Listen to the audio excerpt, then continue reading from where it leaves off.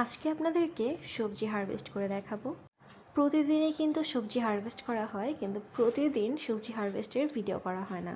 আজকে ছাদের বিভিন্ন গাছের থেকে ঢ্যাঁড়স তুলবো। গাছের থেকে এত পরিমাণে ঢ্যাঁড়স হয় যেটা বলার মতো না।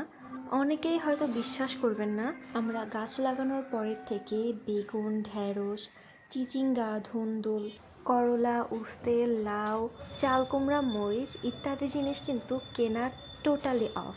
এই সবজিগুলো বাদে বাকি যেই সবজিগুলো সেইগুলো আমরা শুধুমাত্র কিনি। এছাড়া কিন্তু এই সবজিগুলো একদমই কেনা হয় না। তাও প্রতিদিন কেনার প্রয়োজনই হয় না, সপ্তাহে একদিন বাজার করতে হয়।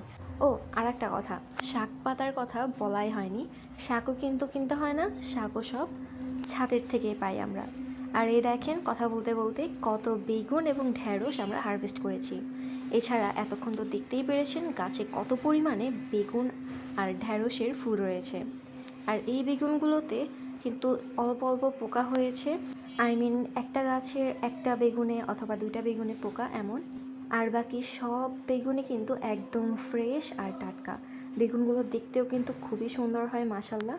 কিছু কিছু বেগুনের নাম তো আমি দিয়েছি সুন্দরী বেগুন। আর আমি যে বললাম যে গাছের বেগুনগুলোতে পোকা হচ্ছে, এটা কিন্তু শুধুমাত্র এই বর্ষাকালে হবে, অতিরিক্ত বৃষ্টির কারণে।